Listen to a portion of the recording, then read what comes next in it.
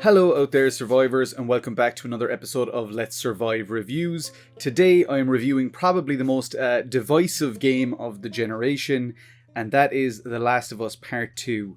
I want to preface this review by stating that I am not here personally to change anybody's minds.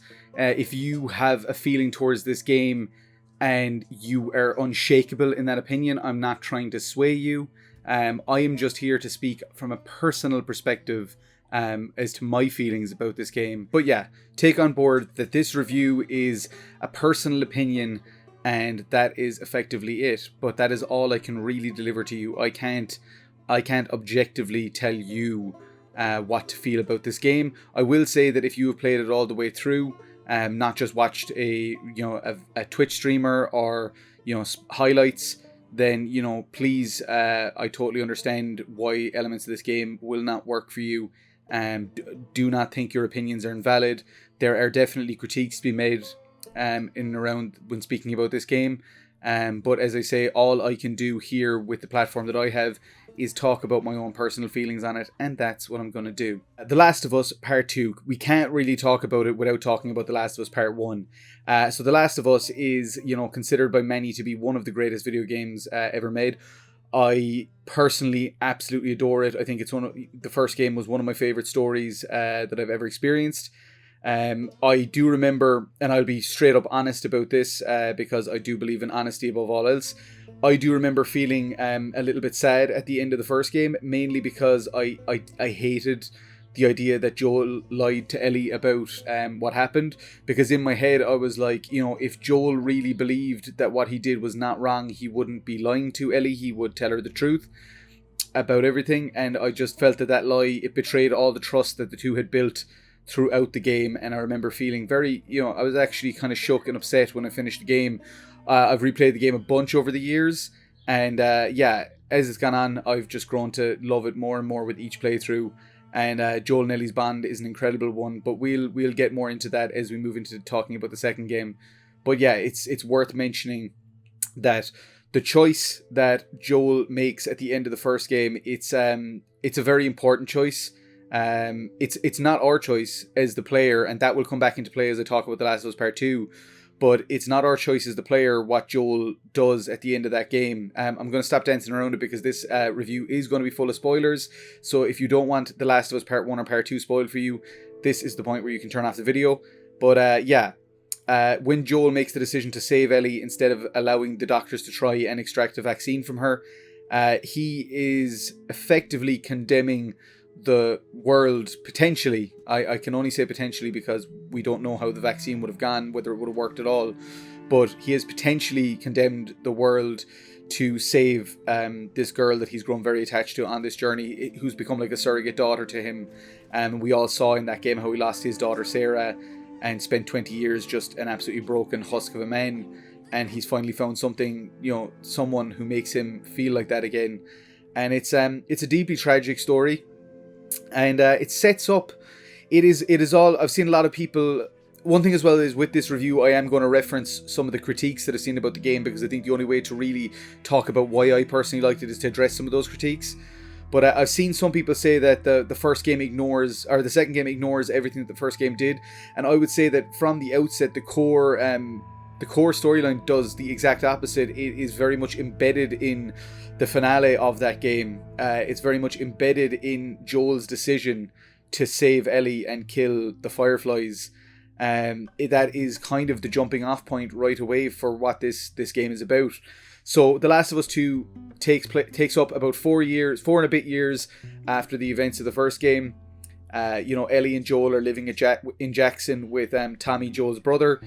And a whole bunch of other people. Were introduced very quickly to kind of an ensemble cast of Jesse, who is Ellie's best friend, and Dina, who is another one of her friends, but someone that Ellie is definitely quite attracted to. And this is no surprise. If we've played Left Behind, we know of Ellie's sexuality, so it's not a shock that she is attracted to Dina, but Dina likes her back, and their relationship kind of moves relatively quickly. They've obviously known each other a long time, so it doesn't move that quickly. But yeah, their transition from friends into relationship does, which is often the case in reality. So as the game kicks off, we see Ellie and Dina going out on patrol, and while out they're going to look for Joel and Tommy to relieve them of duty. But basically Joel and Tommy are attacked by a horde of infected and are forced to they find a young woman named Abby who is in danger, who's being chased by this horde, and they kind of help her out and save her, and she in turn she tells them to come back to a little chalet where her and her friends have been staying. So we are very quickly led to a scene that is just absolutely brutal, and it made me bawl crying. Like, I'm not gonna pretend here that it didn't. Even though I'm gonna also point out that I had every major plot point spoiled for me before I played this game. A troll on Twitter basically posted spoilers, like all just bullet points of all major spoilers. But I will say that even though I knew these key events, it didn't change the impact of how they felt for me anyway. So Abby, once she finds out that who Joel is, she basically proceeds to torture him, knocks Tommy out, and at this point in time, Ellie and Dina, who have just kind of hooked up, Ellie finds out that Joel is missing and goes to look for him. And she happens to come into the chalet and get subdued just as Joel is beaten to death with a golf club by Abby, which is, as I say, just one of the most horrific. I'm feeling a sick feeling in the pit of my stomach even saying it. It's one of the most traumatic moments I've ever experienced in a game. I just want to quickly address one or two critiques that I've seen around this scene. One is that Joel would not have been so trusting of somebody, and wouldn't have given his name or information out. Having played the game twice, I've restarted the game. I'm about halfway through again now, my second playthrough.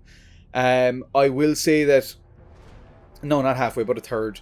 I will say that, Joel has changed quite a lot at the outset of this game from the cold person that we experienced at the start of the first game. In The Last of Us Part 2, Joel has very much softened.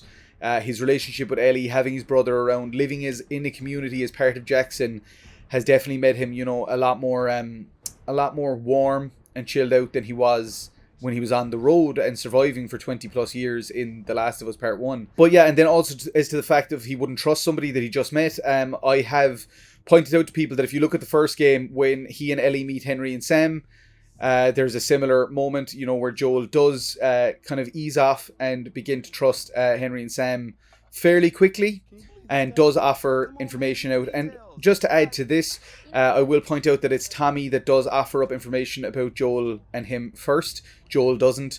But yeah, when on the run from the infected and with somebody who could have betrayed or left him behind numerous times, I'm sure Joel was not thinking this person is out to kill me, or, didn't understand their potential revenge plot at all.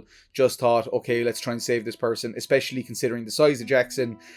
We even hear Joel refer in the game about groups that came through in previous times. So obviously they are used to meeting people outside of their core group. So I definitely feel like the reason that this happens is Joel is caught in a moment where his guard is down, and I think that it's absolutely heartbreaking.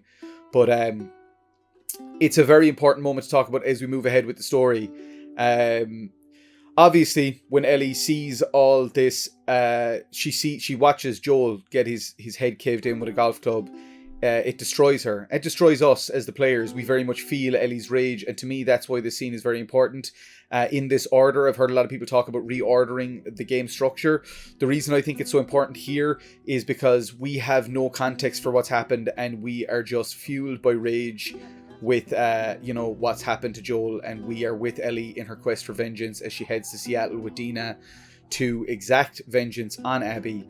We're in for the ride, and we are committed to that journey with Ellie at that point. So I'm going to quickly talk about gameplay, because I'm very much talking about story here. Once you get to Seattle, the gameplay really kicks into gear, and it's a big improvement in my opinion on the first game. Being able to go prone, as small as an inclusion as it sounds, adds such an incredible dynamic to the stealth and the combat. I just felt that the combat was so much more fluid all around. There were still issues with the AI. This game is not above critique. It's not above talking about the issues with it. There were still some issues with the AI where, partner characters would run out across enemies and they wouldn't bat an eyelid. Or, you might stealth kill someone right in front of someone and they, just because they're turned slightly to the side, they don't notice. and things like that. But I do think that overall the actual combat and stealth mechanics have been massively improved. Even just the upgrades and the way you can upgrade your stats, much like the first game with the pills, and also the upgrading of your weapons with scrap. I feel like all of these components have been massively refined. And one part that I absolutely do love is when you do first arrive to Seattle with Ellie. You're kind of going around and it feels a little bit open world. You have a map and you're able to kind of move to different locations. And I would have personally liked to have seen more of that in the game. I really enjoyed the kind of scope of that part and how cool it felt to kind of just ride around the apocalypse and kind of go to these specific areas. I did really like that. But yeah, I'll kind of jump back to the narrative a little bit now. So obviously, as I say, Ellie and Dina make their way to Seattle. They find that Abby and her team, her group that killed Joel, are part of a kind of a larger group called the WLF, the Washington Liberation Front, also known as Wolves. And they're kind of engaged in a civil war with these kind of very crazy cultists called the Seraphites. So it's kind of, like in the first game where you have the Fedra versus Fireflies, there's kind of this little civil war raging within Seattle between these two groups as well. And, Ellie kind of finds herself blocked at every turn by these groups, but her goal is to find, Abby. So she hunts down other characters from Abby's group and basically gets information on Abby through some pretty vicious means. And I will talk a little bit about the violence in this game. The violence in this game is harrowing.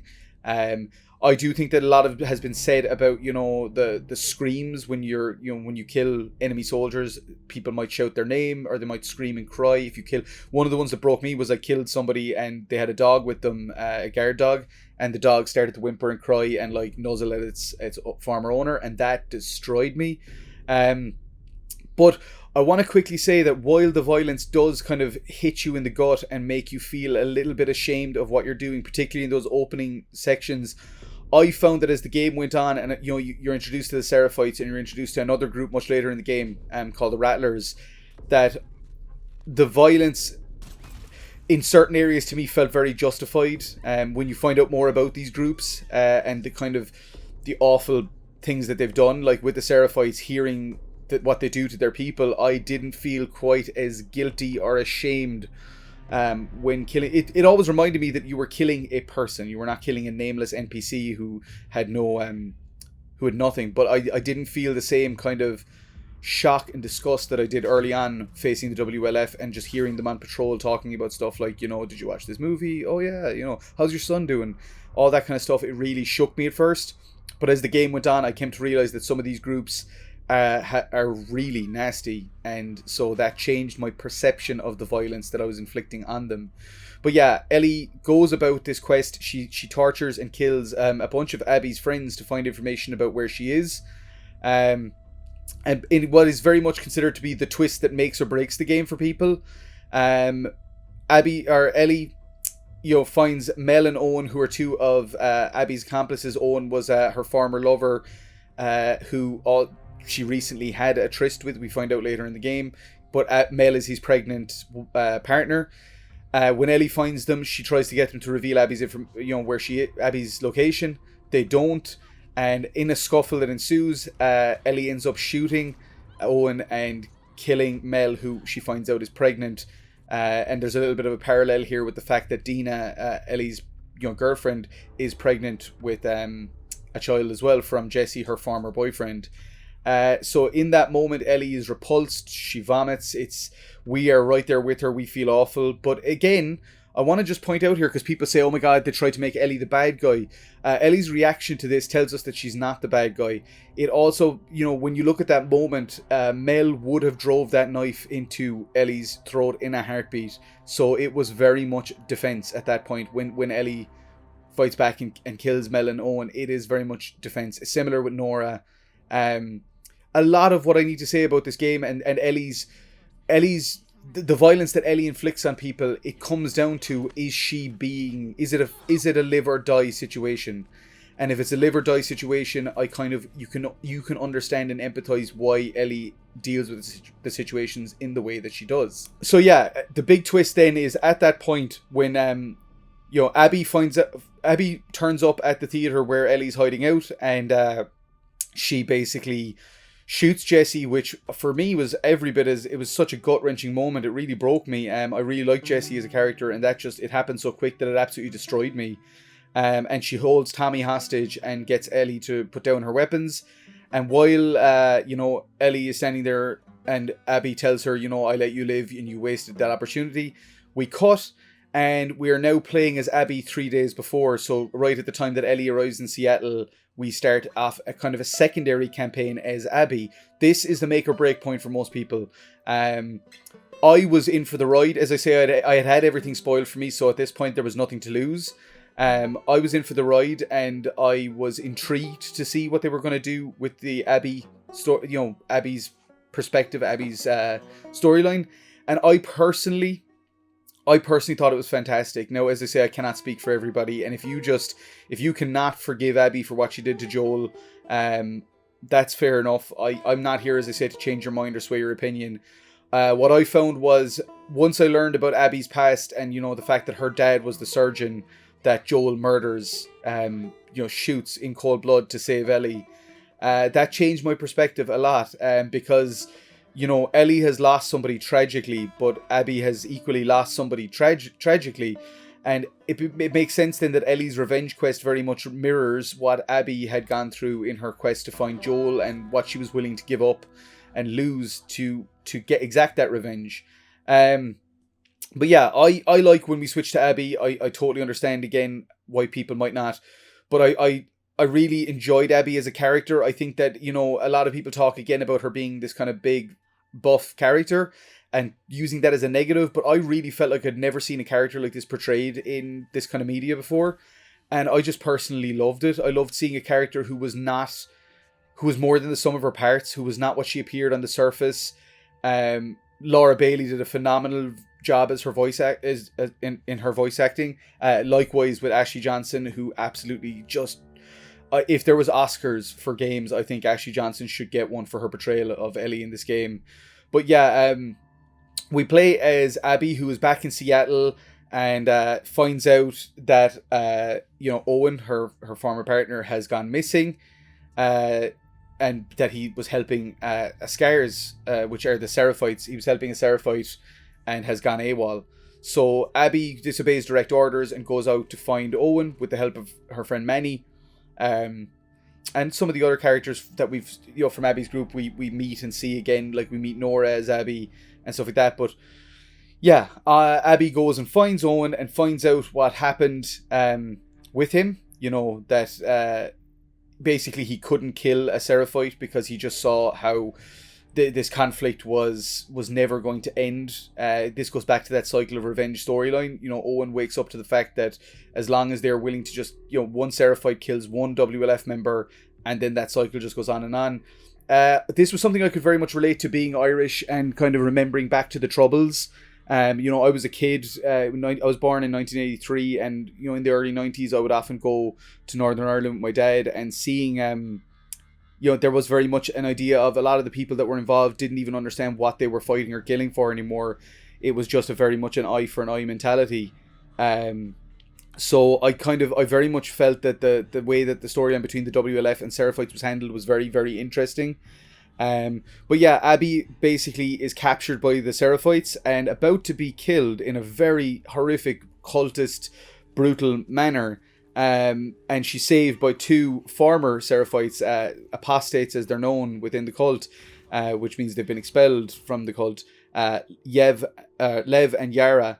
And basically these two characters have been expelled because Lev has decided to shave his head, and previously he was known as Lily, and he's changed his name to Lev. And the Seraphites do not agree with this behavior. Again, this is why, as I say, a lot of my opinion of the Seraphites changed.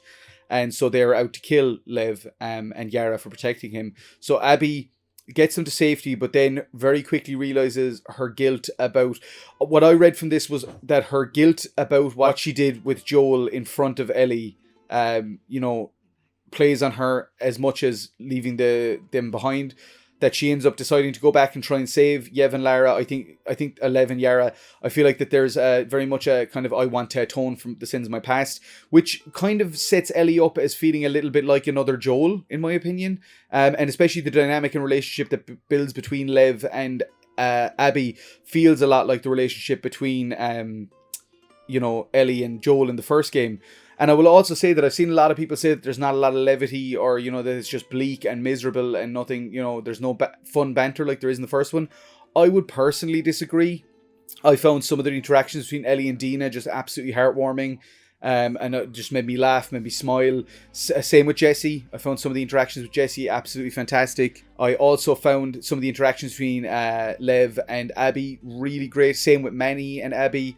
I found that there was a lot of moments of kind of just real warm-hearted banter, and just reminding us that even in this awful apocalypse that the games take place in, that there are these people who are...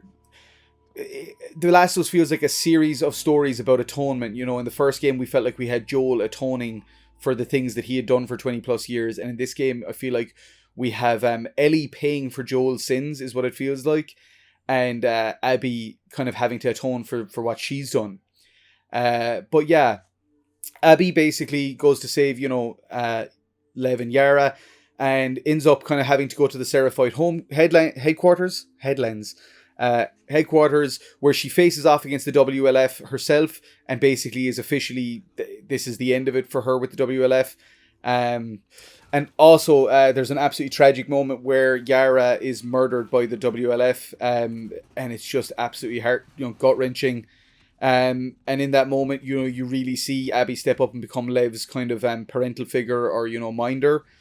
And when she returns to the aquarium where Owen and Mel were hiding out, getting ready to head off to look for the fireflies, she finds that they've been murdered quite horrifically, and finds the map that Ellie had left behind, due to the fact that she was in absolute shock and disgust when Tommy dragged her out.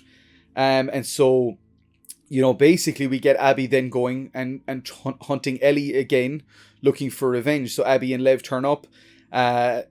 Jesse is killed, as I say. And Abby is about to kill Tommy. She shoots Tommy, which when it happened absolutely destroyed me, because even with the bullet points of spoilers that I'd seen, I didn't see that, that wasn't included, and I was convinced that Tommy was dead, and it absolutely destroyed me at my core.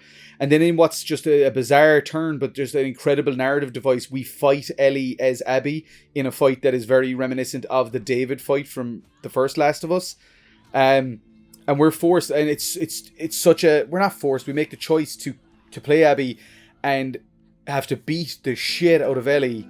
And just as Abby is about to kind of exact her revenge and kill Dina to make Ellie suffer, especially when she finds out that she's pregnant, it feels like, in her eyes, it's that eye for an eye thing again. It's like, well, my friend Belle was pregnant and you killed her. So in that moment, Lev kind of, appears and pleadingly, just kind of asks Abby to stop effectively. Just Lev being there is enough to make Abby stop. And this is a point that I need to make here. People say people talk a lot of shit about the Abby character and say how awful she is and all the rest of it. Abby lets Ellie live twice. So she lets her live when she kills Joel at the start of the game, and she lets her live here and says, if I ever see you again, I'll kill you. And, I'm sorry, but if we're going to be led to believe that Abby is this monster, this evil bitch that has no redeeming features, she would not let Ellie live. So then the game takes another kind of big wide swing and not dangerous, but like brave, bold choice, and we see Ellie and Dina living out in a homestead farm, raising Dina's baby, their baby, together, and it's so heartwarming and warm and lovely, and we really think in that moment that maybe Ellie is over this, and she's got everything she ever wanted. She's got this family. She's got a beautiful partner. But no, when she's putting some sheep away in the barn, she has flashbacks of Joel's death, and she freaks out. And basically, we realize that she's not over this. And Tommy turns up. This is how we realize Tommy is still alive. And basically implores her. He says he found a lead on where Abby is, that she's in Santa Barbara in California, and implores Ellie to go and kill her, like Ellie kind of swore to. And Ellie at first refuses, and this makes Tommy very upset and irate because, you know, he's understandably and justifiably angry that, you know, Abby killed his brother and shot him in the eye, paralyzing half his body. It's such a fucking tragic story. But at the same time, he killed a lot of Abby's friends too. So it's a game of perspectives, in my opinion. And we'll get to that a little bit more towards the end of this review. This is going to be a long ass review. So Ellie realizes that she can't let this go. That she needs to face Abby, and I'm going to say that there because a lot of people at this point would say that she knows that she needs to kill Abby. I felt at this point that she knew that she had to face her and beat her. She had to defeat her. That's what I'm going to say. So Ellie leaves the farm, and Dina effectively tells her, if you're doing this, we won't be here when you come back. And Ellie says, you know, that she's got to do it, and leaves. And it's just a very affecting, powerful moment.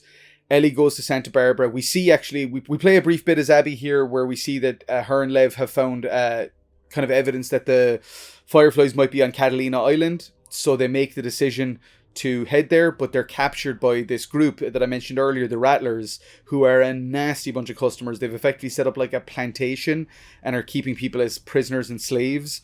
And they reminded me a lot of Negan's group from the Walking Dead. Bad motherfuckers that I felt absolutely no remorse about killing. I'm sorry if that makes me a bad person. So be it. I felt very little remorse for murdering these people. These monstrous people, in my opinion. So Ellie kind of makes her way through the Rattlers, and, you know, this is where I'm going to make a point here that I've seen a lot of people say that Ellie murders a bunch of people and then gets to Abby and then the ending happens and it doesn't make sense. Everybody that Ellie murders in Santa Barbara is a psychotic fuck who is trying to kill her. It's not like she could have rocked up, knocked at the compound and said, hey, can I come in and kill one of your prisoners, please? They are out to fucking murder her or put her in slavery, do God knows what to her. And it's awful to think of what they may have done to Abby and Lev. It's just, once you, as I say, I personally grew to like those characters. And so I was so gutted when, you know, I realized what they had been put through. But to justify what I'm saying about that, you know, when Ellie finds a group of prisoners in the basement of that place, she doesn't gun them all down mercilessly and be like, you know, I have no problem killing fucking anyone. It's not that. She finds these prisoners and she is like, you guys go, like, get the fuck out of here, and evades them. She doesn't fight them. She doesn't kill them because they're not getting in her way. The only reason she's killing other people is they're standing in the way of her journey. So we're getting to what is probably the most divisive moment of the entire game. Ellie makes her way through this facility. She finds the prisoners, sets them free. They begin to wreak havoc inside the place, destroying the Rattlers from the inside out, which is a very cathartic moment. She's told that Abby tried to escape and that she is down on the beach. And when you get down and you find her, she's strung up. She has no muscle mass left. She is emaciated. She doesn't even look like herself anymore. I found it a genuinely tragic, heartbreaking moment. And again, to anybody who's like, just fucking kill the bitch. In that moment, we see what her revenge has cost her. You know what I mean? If you think about it, if she hadn't gone on this quest for revenge, if her and Owen had just said, yeah, let's just go to Santa Barbara and look for the Fireflies, Abby wouldn't have gone through this horrific ordeal that she did. So it's very much, as I say, a Wages of Sin tale. But yeah, Ellie cuts her down, she cuts Lev down, and they make their way towards the boats. And there's a moment where you think Ellie is just letting them go. But as I say, Ellie has decided that she needs to face Abby. So she turns and she says, I can't let you leave. And Abby's like, I don't want to fight you. And as I say again, once you take all this stuff into account, instead of just viewing it as Ellie just lets the fucking bitch go, there's a lot of context to this stuff. Ellie, you know, holds a knife to Lev's neck and tells her, you know, unless you fight me, I'll kill him, which is fucking brutal. So Abby realizes that the only way for her and Lev out of this again is to fight Ellie. And what we see in this moment is the most brutal fight in the game. Abby and Ellie literally just fuck each other up to the degree that Abby, you know, Ellie is drowning her. And Abby bites two of Ellie's fingers off, which again, when it's just thrown as an out of context thing, seems ridiculous. But when you see it in the game, it's just such a brutal and affecting moment. and it's Ellie's guitar hand, which is just so tragic again when you realize how much joy her guitar or connection to Joel effectively is through that guitar, and to realize that she might not be able to play it anymore unless she learns to play left-handed. But yeah, there comes a moment where Ellie can kill Abby here. And again, this is where I revert back to player choice. In the first game, Joel kills the doctors and saves Ellie, and we have no say in that. We are in for the journey, and at that point, we're rooting for Joel. This is a very different experience. In this moment, we are... If you're of a certain persuasion, I wasn't. I liked Abby, so I was actually gutted. I was like, oh fuck, she kills Abby. I knew she wouldn't because of the spoilers, but I tried to keep that shit out of my mind.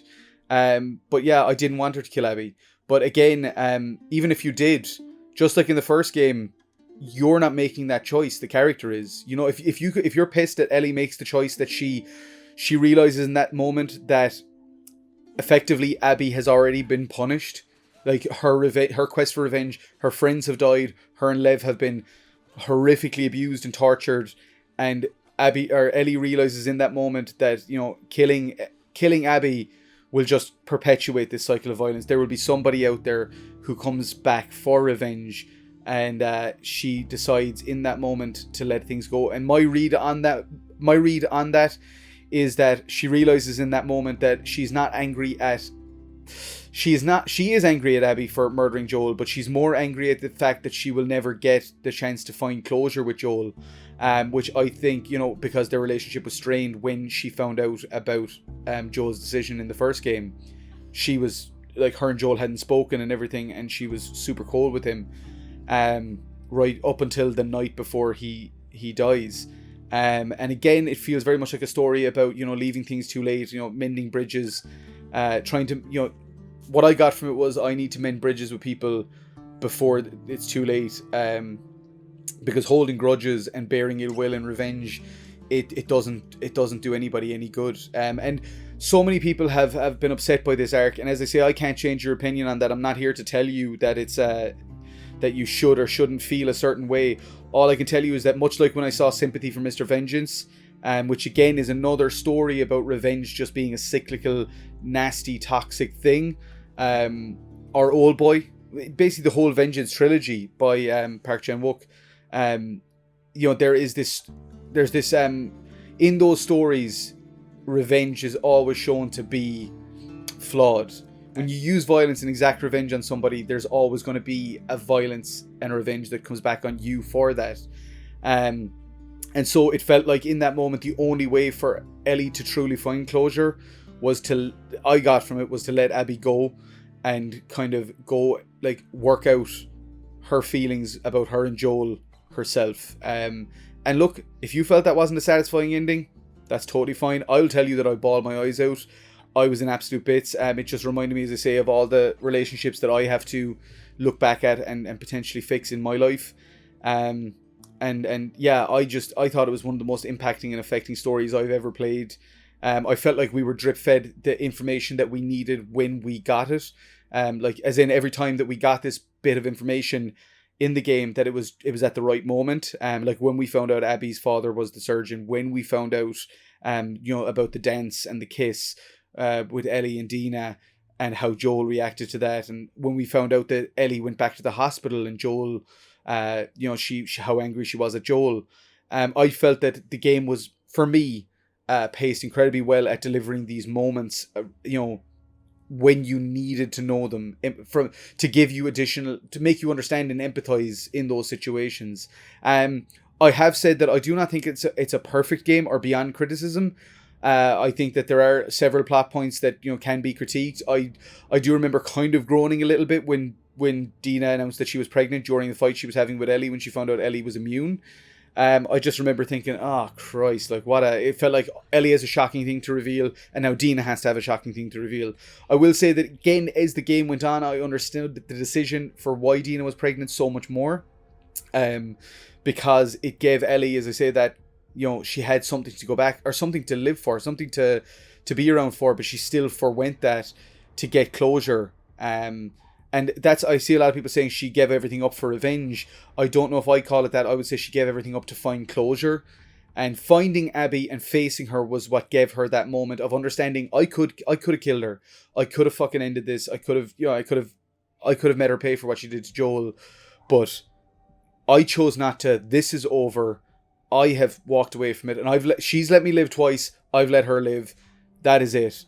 This fucking feud and fight is over with. And as I say, going back to my feeling on the troubles in the North, it reminded me of that. It reminded me of being able to say, look, this is over. I'm done with this. I'm not going to fucking do this anymore. And I just found it incredibly impactful. The final shots where we see Abby return... Abby, that's a combination of the two. The final shots where we see Ellie return to the farm and it's empty, and Dina and their child are gone. And Ellie sits down and she can't really play the guitar because of her two missing fingers. And then we see the flashback of, her last interaction with Joel, and that they were about to try and kind of rectify their relationship and get things back on track. I found it so gut-wrenching and heartbreaking. All I wanted to do at 4 a.m. was call my dad and tell him I loved him. I just found it such an incredibly moving moment, and I would like to believe that this is not the end of Ellie's story. I would like to believe that there's more to be told here. I just love to see Ashley Johnson come back as this character again, because her performance, and look, I understand you play as Abby for about 10 to 12 hours of this game, but this, to me anyhow, Abby is there as an avatar to show you kind of what Ellie could become. But to me, this is Ellie's story. And Ellie is my MVP. I love her so damn much. And even with the awful things that she does in this game, again, you understand or you empathize why she does those things. And so for me, this was a perfectly constructed narrative. I loved it. Perfectly constructed might be a bit... I would say, again, I've seen another criticism of the game is that it's too long, that it goes on too long. And I would say that that's a weird one. Because, usually we complain about games being too short, and for me the pacing was fucking perfect. But again, I guess if the pacing wasn't landing for you, or if you didn't like playing as Abby, fair enough, I can understand how that would have happened. I kind of wondered if they had made the main game 15 hours and then had the Abby as a secondary, the Abby storyline as a secondary campaign, and then the whole Santa Barbara section as a optional epilogue or DLC like Left Behind. Would that be any different? But I'm not upset. I'm not upset that they gave us what felt like almost like two sequels in one with this game. I'm not upset with them making me empathize with Abby, and I am upset about Joel, and I will forever be upset about Joel because he's a character that I deeply loved. But it's about understanding. Joel did something that a lot of characters, a lot of people in this world of The Last of Us would have considered unforgivable. And I'm not even talking about, murdering Abby's father, which again is another justifiable reason. If we're willing to go on Ellie's quest to kill Abby because she killed Joel, we have to understand the motivations behind Abby's desire to kill Joel. He killed her father. But on top of that, Joel, potentially stopped the salvation of mankind. I understand that we don't know if it would have happened 100%, but the Fireflies never gave Ellie that choice to say yes or no, and Joel never gave Ellie that choice. So I think it's a very complex narrative, and I know I've seen a lot of people reduce it down to very reductive things like revenge bad, and I think that that's doing such a disservice to what's going on in this game. And I'm not trying to sound elegant and fancy and fucking la-di-da, flute when I'm talking about this shit. I'm just being genuine. I'm a writer. I've written a bunch of feature films. My film The Perished is also very divisive because a lot of people, feel that it is it's about a touchy subject matter. It's about abortion, and it's not an easy subject matter, and people expect you to fall down on one side, either pro-life or pro-choice, and the film very much lands in a grey area that leaves a lot of decisions up to the viewer. And while I am pro-life myself, I could not willingly go into a game that sets about kind of pushing propaganda. It's about leaving people to fill in the blanks, and I feel like this game does that really, really well. I feel like there's enough told to you for you to formulate a decision. And again, if you hate Abby and you dislike her and nothing is ever going to change that, I'm not here to do that. Everything that I'm saying is my personal perspective on this game. And it's not here to go, And the last thing I ever want to do with this, and I've dealt with this a lot on Twitter since I started making my opinions on the game known, is people saying, "Well, I'm right, you're wrong. Shut the fuck up." I'm not here to say that. If you're upset about this game, you've played it through. Not that you've watched it on a Twitch stream or you just read the plot points. You played it through start to finish, and you're upset. You are justifiably upset with it. I am not here to change your mind. I'm not here to make you go, "Oh well, actually, I'd never considered." No, I'm telling my perspective on the game, and that's all I can do. I personally think that Haley Gross and Neil Druckmann did something fantastic with this story. I think the performances were absolutely next level. The game put me through a massive emotional ringer. The gameplay I thought was such a massive step up from the previous game. There's some incredible horror sections in the game, like true horror. The apartment building that you play as Abby and Lev, and then the hospital with the wrecking is pure fucking nightmare fuel. I was seeing that thing in my fucking nightmares. Like it's horrific. But I'm not, as I say, I'm here to talk about why I love this game, and that's all I can do. I know that this is going to upset a lot of people and piss a lot of people off who, would say either read the reveals or, watched a Twitch stream. And I've seen a lot of YouTubers that I feel are kind of, getting clicks from slamming the game. I don't believe that's all of them. I think that a lot of people have justifiable, really, really justifiable critiques about the game. And I've watched some and I do, you know what I mean? As I say, I understand why they feel the way they feel. It doesn't change how I feel, but I understand why they feel the way they do. But yeah, I think that this game I think that it's incredible because it is a conversation starter, about, narrative in gaming and how we deliver it. And, while it might not work for everybody, it definitely worked for me. And that's where I'm going to leave this, because I'll just keep going around in circles like the cycle of revenge if I don't stop. So this is where I'm going to say, that's it. I love this game. And this is, when I put a review score on this, I'm going to upset everybody, and I'm really sorry, who didn't like the game, but this is, again, subjective. It's my personal opinion. For me, alongside Final Fantasy VII Remake, which I gave a 10 out of 10 back in April, I'm going to give The Last of Us Part 2 a 10 out of 10, my highest score.